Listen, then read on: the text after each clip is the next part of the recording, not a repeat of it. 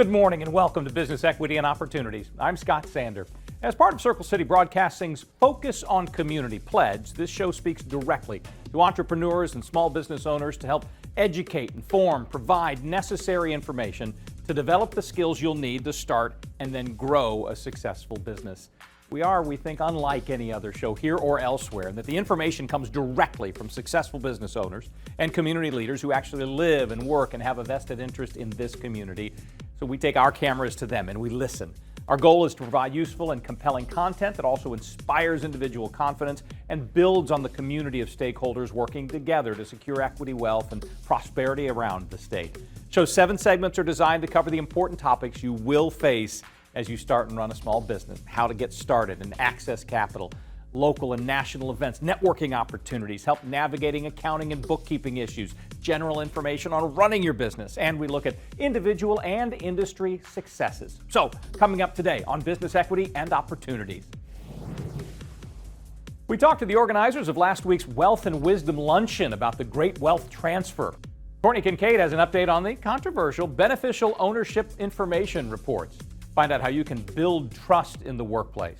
We talk with one of the leading experts in global commercial real estate about the industry's trends, some of that are happening right here in Indianapolis. And we find out what inspired a local artist to make a space where other creative talents can flourish. As the world's largest cross-sector innovation conference is getting started on preparations for this year's event, we take a look back at some of the people and big winners that we met at the Rally Innovation Conference. This is Business Equity and Opportunities. Getting started. So when we say who should attend Rally, we say innovators. That's not just investors and entrepreneurs, but it's educational leaders at both K through 12 and higher ed. It's philanthropic leaders. It is other organizations or associations that are also trying to proliferate innovation in entrepreneurial ecosystems. The magic is all of those people coming together in one place at one time. Denham Richards, I struggle to categorize you. Often we'll talk to an actor or we'll talk to an entrepreneur, we'll talk to somebody who's a globetrotter. You seem to be all of those things. Give us your sort of, life's path. What has led you to where you are now, though you don't seem to sit still very often? Yeah, I definitely don't sit still very often, which didn't help me in school at all. But I started as an artist from a very, very young age, and I loved to be on stage doing, theater, musical theater. Also trained as an opera singer, and then finally got very fortunate to start really breaking into television and film. But I was learning very early on that just being an artist, being an actor was probably not going to be enough to bring enough value. I'm very big about like the VA, the value addition to everything.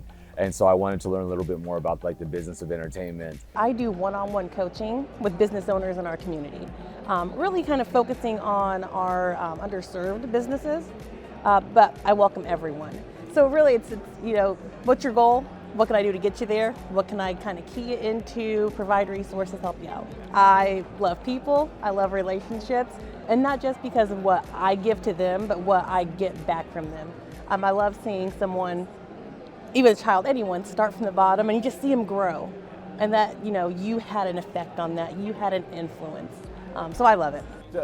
Friends who are watching who may not know your first career, you're a successful professional athlete. I think a lot of folks think, well, he could just ride off into the sunset, spend his time, just enjoying life. What brings you to the business world? What do you like about it? I mean, I love it. I wish that were the case, but although I probably couldn't sit still anyway, so I probably need to be doing something. Ultimately, getting to the financial service industry was something I thought about as a player. We hear all the horror stories about athletes and mismanagement of money and those types of things. My goal initially coming into the business was to diminish some of those stories, highlight the great stories that are out there, because there are a lot of guys and women doing great work post-career. Want to be able to glorify those stories and continue to add to those. In this capacity that I'm in now, and once I've gotten into the business, been in it now 10 years plus, find myself working with a lot of different business owners in a wide variety of industries. Visiting with your friends from Africa. Yes. They've been honest about they weren't quite certain what to expect out of Indiana. That's right. They seemed pleasantly surprised. They were. Fair read? Very surprised.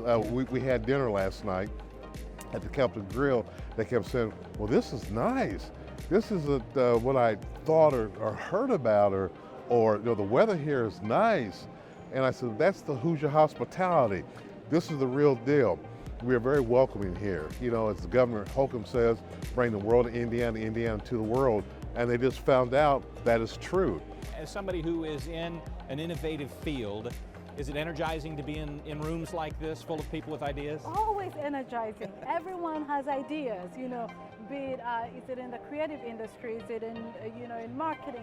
Everyone has ideas. So to be in a room where you turn left, right, and center and someone is selling you a new idea, I mean, I couldn't find a better place to spend my time today than to be, amongst creators and innovators who are thinking about these things every day, not just about, one area, but very different areas, and spending the day with them talking about those and creating the partnerships, right? Business is about partnerships. We don't solve problems on our own, right? We talk to different people, we collaborate. Our industry is all about partnerships, and I think that's the future of our business. We are pleased again to be media partner for the 2025 Rally Innovation Conference. Mark your calendars, September 24th and 25th. Ticket information and pitch competition applications will be coming out first part of March. We'll continue to share updated information about it on our website and our newsletter. Just follow the QR code to get to them. Coming up next, we share some of our interview from last year's innovators and pitch competition participants as you're watching Business Equity and Opportunity.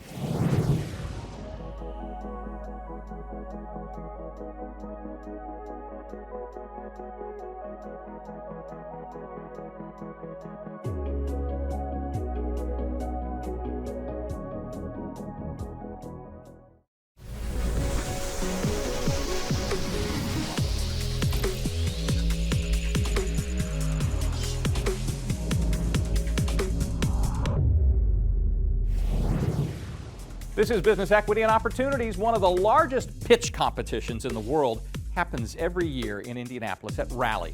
Entrepreneurs and inventors can present their business ideas and concepts to a panel of prospective investors.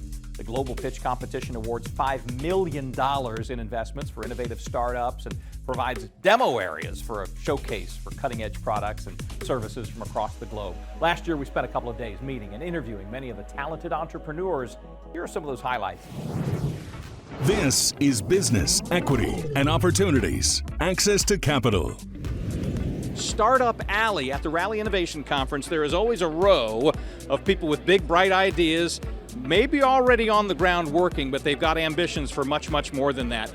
For instance, VRB, Virtual Round Ballers. What's your name? Hi, I'm Christine Schwartz. Tell me about your product.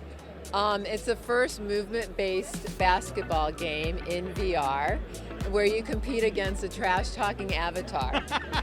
Indiana's a perfect place to launch this, right? That's right. You getting much good feedback? Yeah, we are. Everybody loves it. Even first-time players in VR are amazed with the immersiveness of it. Well, we wish you the best of luck. Thanks for spending time with us. We appreciate it. We'll keep going down here and try not to hit the VR fella too hard. You want to go from fun to possible real impact on the future. Sir, what's your name? Brian Nolan. Brian has a fascinating device. Tell me what you can about this. So this is a breathalyzer device. We measure airway inflammation, and we use the trend of that data to identify whether you're at risk of having an asthma attack up to 20 days in advance. Can you show it to us? Sure. So you said breathalyzer, and I thought, oh, this must be a drinking and driving thing. Similar technology, but completely different use for it? Very different technology, but conceptually the same. So pairs with the phone. It's got a single-use sensor, plugs in the back, and essentially you just breathe into it for 10 seconds. And the idea then is? Renders a result in real time. It's measuring inflammation, so the underlying cause of asthma symptoms and asthma attacks. On this alley, there are a lot of first-timers. You're not, though, right? You've had some success at Rally. Yes, we were here last year and we won the healthcare award. What has that been able to do for you? So it opened up a couple doors in Indiana. We established a relationship with a large payer here. They made an investment in the company and they're going to pilot the solution when we get regulatory clearance. Truly exciting stuff. We appreciate you spending time with us today. Continued good luck with the relationships you developed today. Might be change in healthcare as we speak. Let's keep on going down the row. How are you, Deepan? Deepan Mehta. Nice to meet you. I'm told you've got a real cool AI, everybody talks about. That's right. To differentiate yourself in AI must be difficult. What are you doing? So I'm trying to bring intentionality to how companies use AI. So what we're trying to do is create a turnkey solution where companies can go with a step-by-step process to deploy AI into their business. So here I'll show you is what I call the AI operating system. So what you have is you have the ability to have a step-by-step process that you follow in order for you to be competitive and be intentional about how you use AI, and then to keep adoption dashboard where your entire company can see how you're doing and how close you are to deploy AI. And then within the system, we have the ability to create agent-specific AI that can help you achieve those goals that you have for your company. It is, and I want to make sure I don't misrepresent it, but is the idea that, okay, everybody realizes I need some AI ability. Yes. You want to make sure they're not wasting their time with 99% of the stuff they don't need. That's right. And find the 1% that's specific to them. Absolutely. So we have this ability where you go through all your processes in a company, and then you go as deep as saying, hey, I do budgeting. What are all the tasks that are involved with budgeting? What is the time that I spend in budgeting? And then going back and saying, hey, budgeting costs you 17 minutes, it's that many dollars an hour, and then having a dollar amount that you can bring back to your company as an ROI. Hey, if we automate this, we're going to save this much time, and we're going to be able to save this much cost in terms of getting a company to be more profitable, and also to help that employee do things that they're more going to enjoy. They're going to be able to get opportunity to do more with less. Meanwhile, their AI is not cluttered with, for instance, chess moves or baseball results or the weather that day. Deepan, thank you very much. Thank you for coming by. Absolutely. They're based up north side of Indianapolis as well. So Capture Noir is a mobile editing app for photography and video, and it is optimized for all skin tones, especially darker skin tones. It is a great app that has a lot of curated tools so that we can make sure that you can tell your story, that you can capture what you need in just a really beautiful way and not compromise your skin or any of your cultural features. As I look, for instance, on this right here, we got 4 people, obviously 4 different ethnic backgrounds. What are some of the challenges that maybe somebody who's not in a minority group would understand from the jump about what difficulties there are? Yeah, I think sometimes we just don't know what we don't know, right? And so oftentimes darker skin tones, we have different pigments in our skin. So we have beautiful oranges and reds and yellows. And the way that is, picked up on a digital camera and then edited in your post-processing, you want to make sure that you're optimizing for those pigments. And so in a brown skin person, our filters do just that. They work really well on every skin tone, which is the beauty of it, that if you're fair skin, if you're mid-tone, or if you're darker skin, our app really works well for everyone. As I look at these 4 pictures, gentleman lower right, obviously very deep, dark complexion. He's against a light backdrop. Conventional photography says, at least the video version, well, that's kind of tough to do, but is that the very thing you're trying to fix? Well, I think it's just a cool way to see that even if you want that harsh sort of edgy look where he's on that bright backdrop, his skin still shines through. It's beautiful, it's ebony, and we have those filters on it that just sort of warm it up and play with those skin tones. You can modify it and really bring out the best in that skin. So how's the business going? Have you gotten a lot of contacts here at Rally? Yes, this has been a great time. We've had a lot of traffic come through. We've had people very interested. We are in the pre-launch phase of our business, and so we're launching an app in Q4 of this year. That's our goal, and right now we're wanting to get people to sign up for our beta. So we'll have a beta app, and you can enroll in that app by heading to our homepage, and you can find out more about us. We are looking forward to getting back on the road to the Rally 2025 event to meet the newest and brightest in the innovation sector. Later this hour, we catch up with the organizers for last week's Wealth and Wisdom Luncheon for some insights into what they call the Great Wealth Transfer.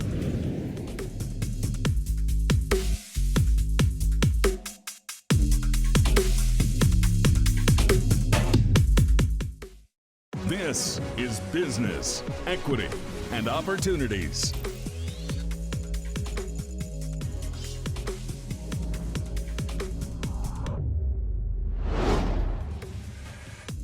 Welcome again to Business Equity and Opportunities. Last week at the Elevate Venture Complex, we caught up with InnoPower's Emil Ekiyor, who's host of the Wealth and Wisdom event, networking event that had Senator Todd Young as keynote speaker and a panel of other speakers pulled from the area's top financial institutions.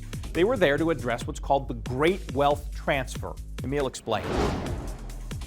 This is Business, Equity, and Opportunities. This Week in Business. So we started the Wealth and Wisdom events last year during June 10th, and partly is just changing the narrative around opportunity. We really believe the next 10 years in this state, the state of Indiana, is going to be incredible. So many investments are being made right now that those investments are going to come to fruition in the next 5 to 10 years. So how do we prepare all Hoosiers to compete for these opportunities? And it starts by educating them about the opportunities. So having Senator Todd Young here to talk about the innovation economy, the things that are happening in the state where people can plug in, having a lot of our bankers here to talk about the great opportunities to buy a business. Businesses are being sold every day with baby boomers retiring. But most people don't know how to plug in, how to access these opportunities. So we create the environment to have these conversations, but it's really just a focus on opportunity. You know, we've seen this and we're guilty of it as well. We all look at our communities and we all focus on upward mobility. How do we help all Hoosiers pursue opportunity? And at times we forget about creating opportunities that says, hey, look, you're already doing business, you're already working hard. How do we help you grow as a professional? How do we help you make more money so you could help more people? So creating those environments for all Hoosiers to say this is a time of opportunity, and that message of opportunity has to vibrate around our community. We all have to leave here talking about it, sharing the message, and that's how we create excitement and energy in our communities about good things can actually happen. We've seen this for years, right? There's so many resources out there, right? And sometimes it confuses people because there's so much. So what we try to do is articulate where those resources are based on where you are in your business life. So if you're an early stage business, you just started 2 years ago, you're trying to figure things out. The resources you need are totally different from the business that's making $5 million and is trying to scale. But in the past, we've kind of put all those businesses all together in one room, and really it hasn't worked well for a lot of our businesses. So what we're doing now is with the INCPAS is identifying resources, connecting the business owner to the resource, but we're doing it based on your life cycle. Where are you as a business owner? Here's the resource you need. I need capital. If you're a new business, it's going to be hard to get $1 million loan. But there are people and there are CDFIs out there that are giving loans for $5 to $50K. How do I prepare myself to get this loan? And that's what we want to do, is get more organized on how we connect people to resources. So our work with Wish TV, obviously with the Business Equity and Opportunity Show, we partner with Wish TV because we can't do it on our own. We need a partner to help tell the story to our community, communicate it to everybody, and we just don't have the means to do that. So the relationship with Business Equity and Opportunity Show on Wish TV allows us to get the story out. We want everybody to hear and feel like, you know what, if I work hard and I do this and I do that, I can participate and win with all of these opportunities. My name is Ivory Salmon. I'm a Vice President and Business Banking Relationship Manager for KeyBank. Yeah, so the Wealth and Wisdom panel really is just about talking about how we pass on wealth to the legacy and create a legacy for what will happen after us. And I think the biggest, most critical piece is knowledge. Knowledge is power. So I think if we put people in a position where they have the resources and they have the talent available to provide them with the information that they need, whether they want to start a new business or whether they want to scale their existing business or even buy a new business, I think this panel is strategically designed to provide insight around how you do that. That's a great question. I think the biggest thing is being out in the community, participating in panels like this, getting to know people, understanding what their background is and how we can strategically align them with subject matter experts that can help provide the insight so that builds confidence. Sometimes lack of confidence simply comes from lack of knowledge. And the more knowledge we have, the more confidence we have to come to a bank and say, hey, this is what I'm interested in doing, here's what I've prepared, I'm ready to go. I do. I really think it depends on who you talk to, but our small business owners make up a significant part of our economic development for our state and for our country.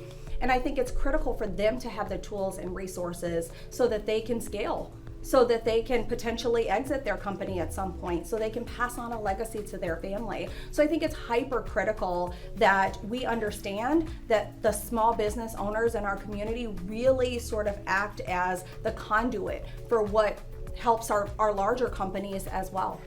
Well, what really drives me really is to see a person that has an idea, and to watch that idea go into planning, and to watch that planning go into action, and to be able to see that come into fruition, and to know that I or anyone in my network had something to do with it. That's what gets me really excited.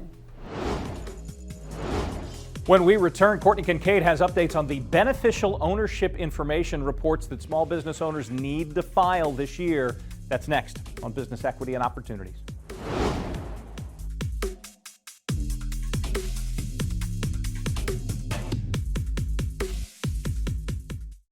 This is Business, Equity, and Opportunities.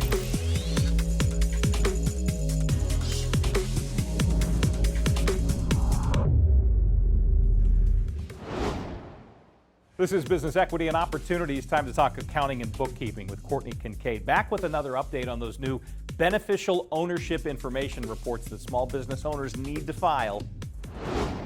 This is Business, Equity, and Opportunities. Accounting and bookkeeping.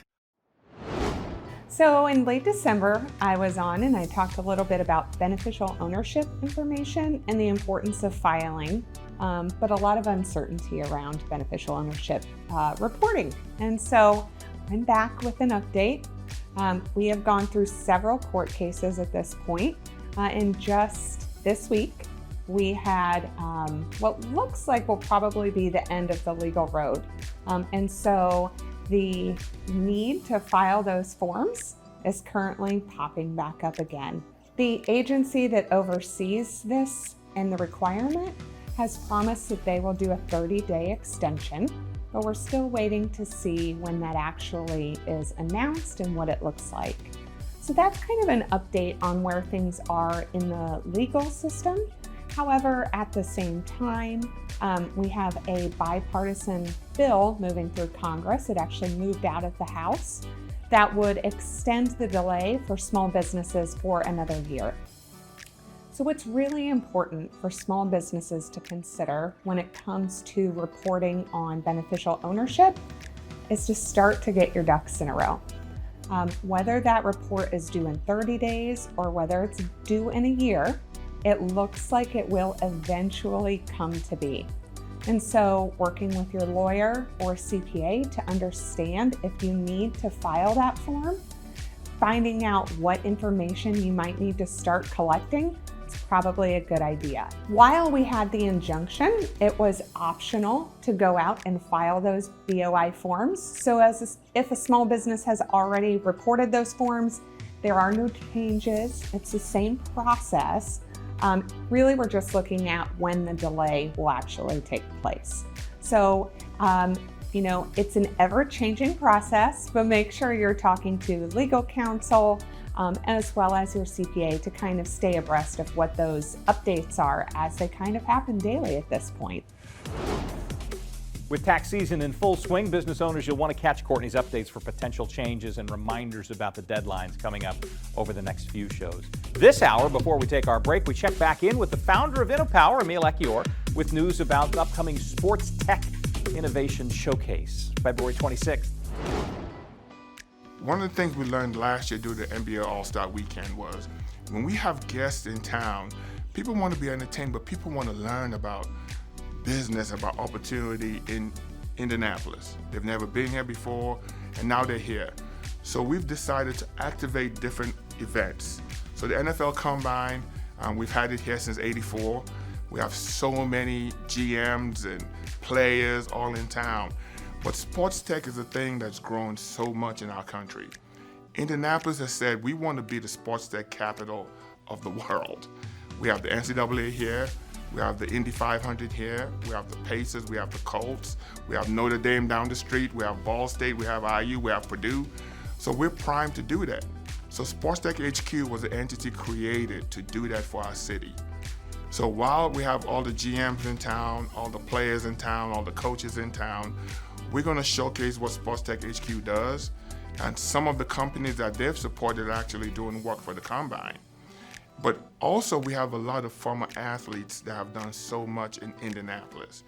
We want to do a better job of keeping them here, making sure they're invested here. So Tyreek Glenn, Gary Brackett, two Colts who've done wonderful work. We're going to acknowledge their work during that event. But it's a way of activating the Combine where people coming into town get to learn about what's happening in our city. And maybe we can steal a couple of them to stay here or come do business here in Indy. If you'd like more information about this or any of today's segments, we'll have it up on our website. Just follow the QR code there. While you're there, be sure to sign up for our newsletter to stay up to date on additional news and upcoming events. Coming up next, how to build more trust in the workplace. There's business equity and opportunity just ahead.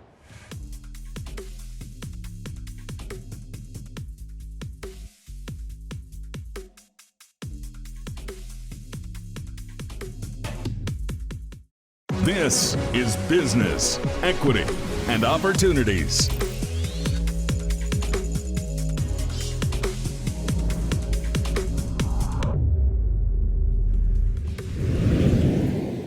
This is Business, Equity, and Opportunities. Running your business day to day. This is Business, Equity, and Opportunities. Thanks for spending some time with us. We get to spend some time today with Lorraine K. Lee. Her list of accomplishments is long. She is a journalist, an author, a speaker of note. Her work has appeared in just about every important publication you can imagine, and she's spending time with us today.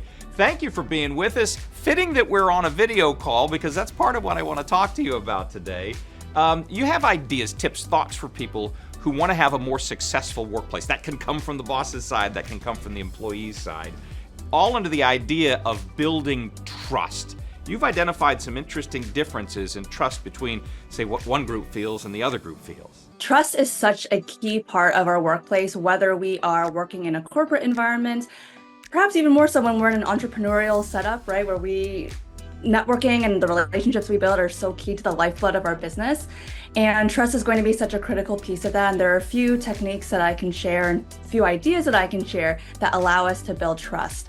We're on the video call. Wanted to mention that. You've sort of come up with 3 essential things that you think people should do when we're talking like this, which we're doing more now than we ever have before. I created something called the T method. And you would be so surprised how many people, when they get on a virtual call, still are not showing up professionally, not showing up and representing themselves the way that they should be represented.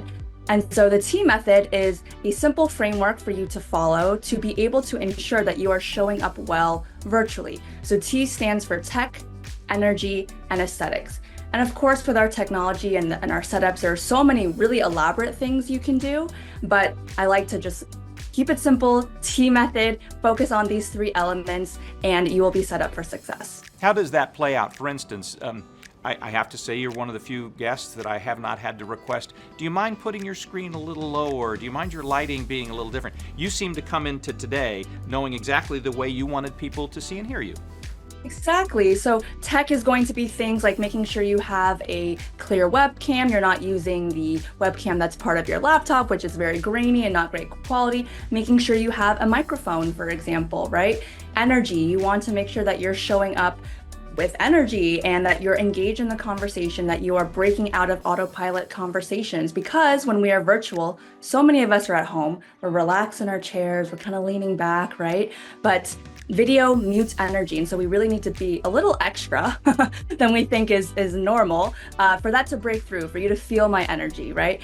And then the last piece, aesthetics, you want to make sure that you are wearing clothes that don't blend into the color of your background. You know this as a TV journalist, right? You want to make sure you have good lighting so that your face is lit up and you're not dark. You want to have the right framing, as you said, right? So that you can show up and you're not either a really small head, a really giant head. You want to make sure that you are showing enough of your body as well to sort of imitate an in-person conversation. And you can see my hands and my body language more. It's interesting as well, and I learned this in the very early days of the pandemic. If you use your bookcase as the backdrop, people are going to try to read the spines of your books to see what sort of drives you when you're not on a video call. Do I spy one of your books over your own left shoulder? My upcoming book, yes, I actually just added that last night. I was like, oh, I have that. I should add that. So yes, part of your video presence, your virtual presence, is curating your background. That's part of the aesthetics as well, and making sure you have personal touches, things that represent you and give off that vibe that you want to give off, whether it's more creative and fun, more serious, more professional, whatever it is. Is this method in that book, or is that book cover something else? That is one chapter in that book, in addition to many other topics. All right, well, tell me about it. You got this moment to sort of like let folks know what you got coming to market. Yeah, so my book is called Unforgettable Presents. It was recently named a must-read by Next Big Idea Club and hit #1 on Amazon's bestseller list over the weekend. Yeah, and the book essentially helps you go from overlooked to unforgettable, and it helps you redefine what does professional presence mean in this modern working age. And a lot of people, they think of presence, they think of executive presence and how I show up in a room. And of course, our working worlds have changed so much now that I've redefined presence to really mean both how and where you show up. So how you show up, you are a hard worker, you have a great reputation, you're showing up professionally, but also the where piece is equally as important, right? How are we showing up and where on platforms like video, on platforms like LinkedIn? So much of our interactions don't even happen face-to-face now. So in chats, for example, right? Where are you showing up? Are you in the right channels? Are you being seen by the right people so that you can advance your career or get whatever it is that you're trying to get? It is a point that you've made in our conversation before our guests joined us, our viewers joined us, that just working hard is not enough to get you where you want to be in your career. You're not at all saying don't work hard, but you just can't trust that will vault you to where you want to be. Yeah, isn't that crazy? So working hard, of course, has to be the foundation. You have to know how to do your job. You have to do it well. But again, like the world is even more distracted now. We are separated in different locations. And so making sure that you don't just work hard, but that you're being seen by the right people in the right places is so critical. There's that analogy, something like if a tree falls in a forest, but no one's there to hear it, did it happen? And I liken that to, if you're working really hard, but no one sees it, like, what's it all for? Like, did it happen? And so you have to make sure that you're advocating for yourself, sharing your learnings and wins, and really being your own best advocate. Well, I took one time, I didn't know quite how to take this, but I had a boss and I said, I never really get much feedback from you. Am I disappointing you? He goes, no, I don't have to worry about you. You just quietly get the job done. And I thought, well, that's good.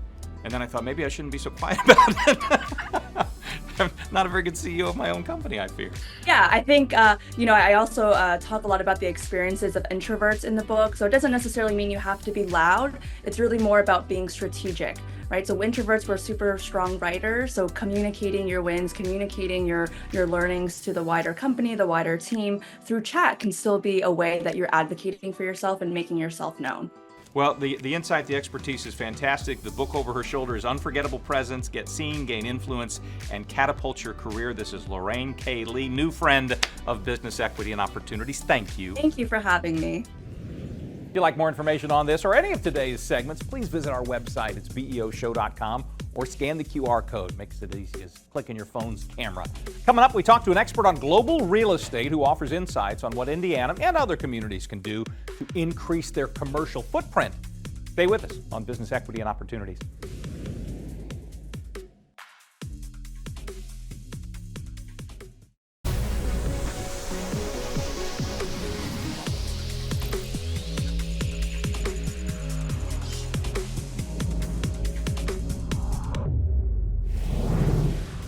Welcome again to Business Equity and Opportunity. Spencer Levy is a top strategist on the subject of global commercial real estate.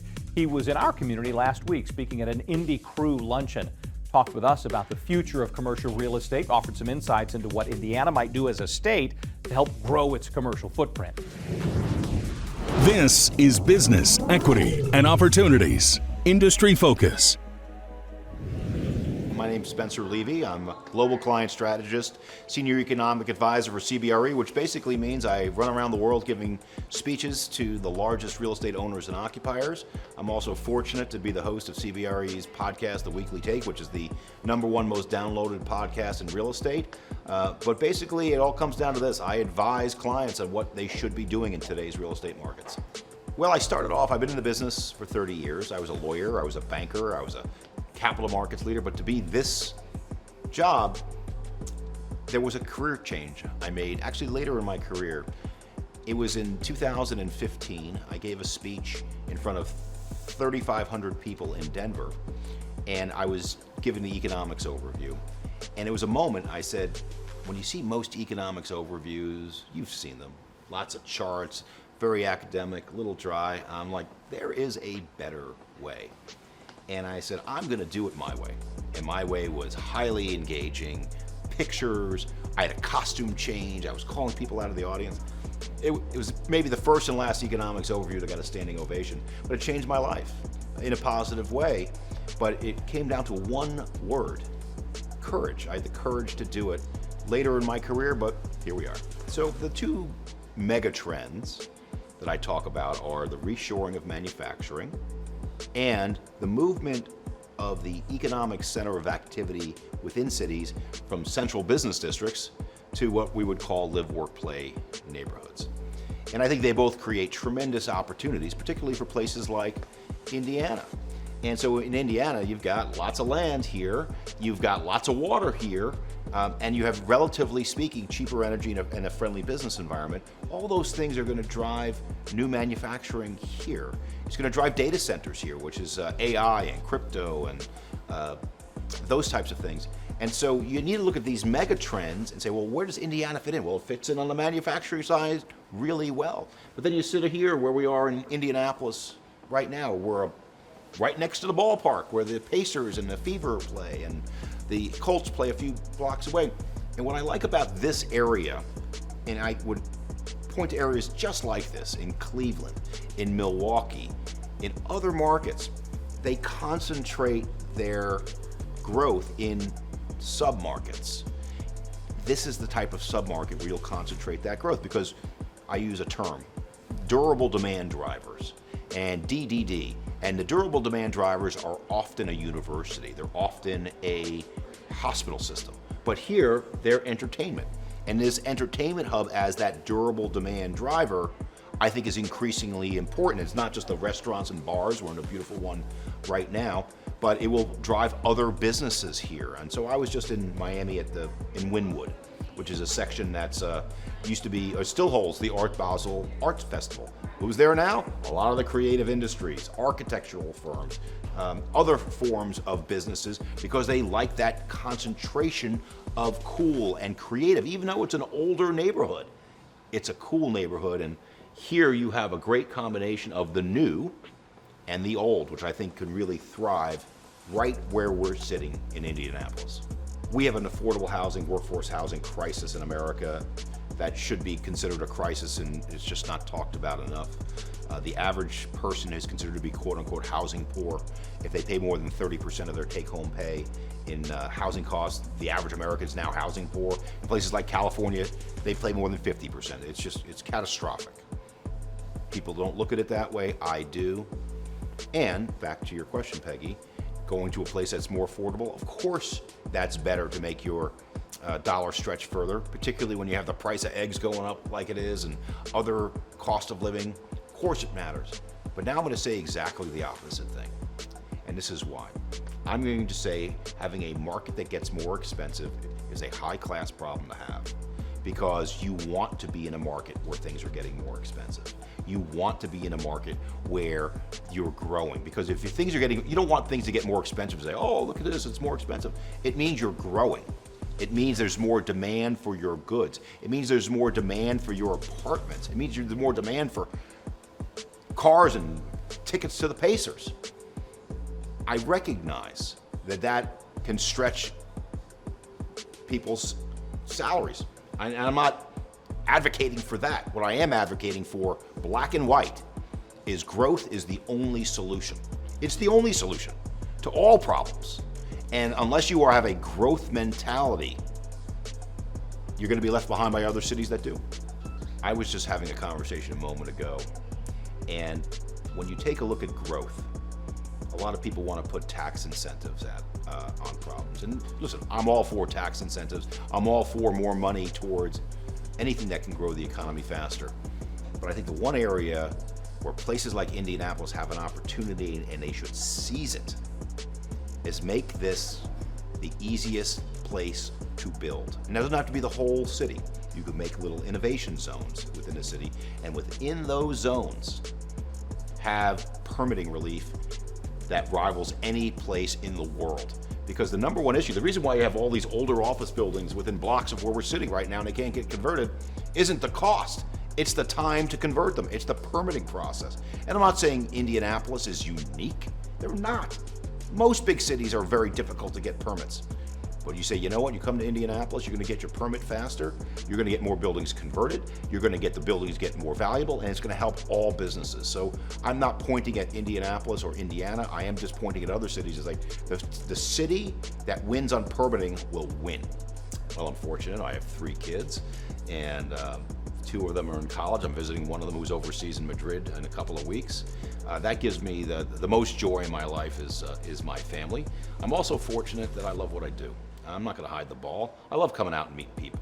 I probably am the most active speaker probably in the world in commercial real estate. Hundreds of speeches per year all over the world. I like meeting people. I like advising people. It makes me better. Hopefully it makes them better too. So I get pleasure out of my family. I get pleasure out of my job. And when I'm not doing that, I have hobbies like anybody else. I like to go to horse races. I like to play golf, you know, but those are secondary to my family and my work. Our special thanks to Indy Crew for giving us the opportunity to speak with him. Indy Crew's stated mission is to advance the success of women in commercial real estate through networking, education, and events like the group's February luncheon. If you'd like more information about those events, we have a link to their website on ours. Just follow the QR code. Coming up, we pay a return visit to a local artist, Rockland Page, to find out where he got his inspiration. Stay with us, watching Business Equity and Opportunity.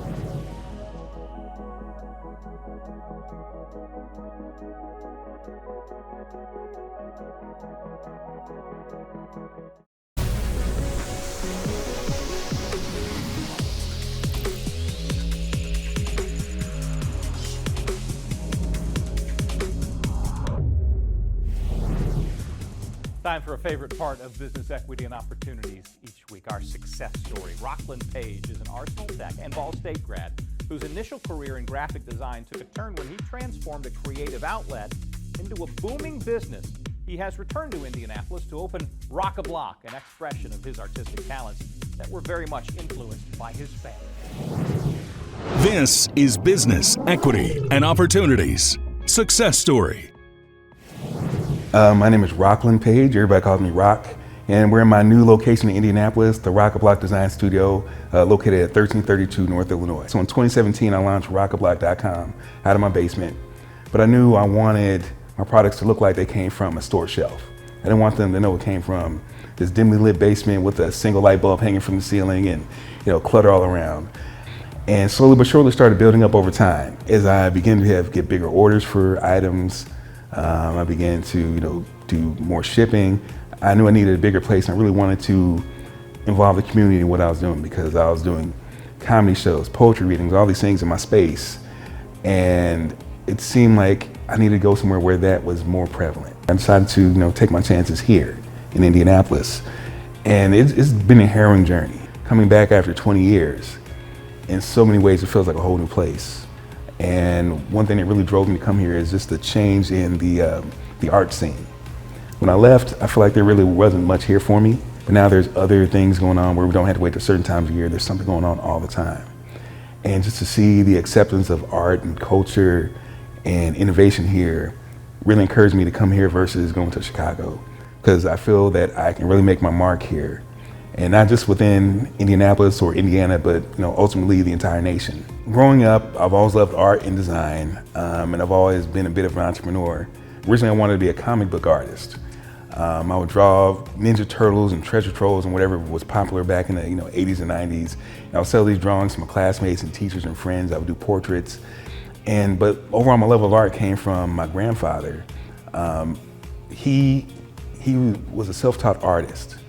He only had a 3rd grade education, but he loved to paint and draw. And actually, I have 2 of his images right here, right behind me, that he painted probably back in the 1950s. And all of his kids had some sort of artistic, talent. My father did sculpture. My aunts and uncle, they used to draw and do paintings and have family art shows in upstate New York where they grew up. And for me, I just felt like it was my responsibility to take this talent and gift and make something of it. And also my great-grandfather, he actually had a patent for a flying car back in 1945. And I always heard stories about how he had this flying car and invented it. And I just said, yeah, right, whatever. Yeah, just telling tall tales. Until several years ago, one of my cousins sent me prints of his schematics and his patents from back then in newspaper clippings. And so I just think my desire for entrepreneurship and make a name for myself and to create and tell stories comes from that background. Because this just isn't a clothing store. This isn't just a t-shirt brand or a screen printing service. This is a way for me to tell stories, and apparel is just a medium that I use. When people see my products or wear them, I want them to feel empowered, want them to feel like it gives a statement about what they are, who they are, and what they believe. And to me, it takes courage to wear something, to some people this might seem very radical, but it's our history, it's our culture, it's our background, and it really gives, some context to who this person is that wears it. And so what I want this place to be is a gallery, a museum, a clothing store, a workshop, a classroom, all these things in one to help bring community together and help tell stories, whether it's through this type of medium or spoken word or anything else that can come to mind. And I want to be able to teach people that they can use their art, that they use their craft to create a future for themselves and their families and make a difference in their communities. It's not just about the money, it's also about the connection, about the people, and that's why I'm here. Special thanks to all of the contributors who helped us with today's show for sharing time and stories. You can watch the show every week right here. Catch the live stream on wishtv.com wherever you are on the go. You can access all of our content and share it with anybody you'd like on demand anytime through beoshow.com, or follow the QR code to get there. We also welcome comments, questions, suggestions. Send us an email, beo@wishtv.com. We'd love to read it. Join us again next week for Business, Equity, and Opportunities. Till then, I'm Scott Sander. See you next week. Business, Equity, and Opportunities. Made possible by Fifth Third Bank, Indiana Black Expo, Gemco, Indy Biz Pass, Bose McKinney & Evans, Eskenazi Health, and Lilly, a medicine company.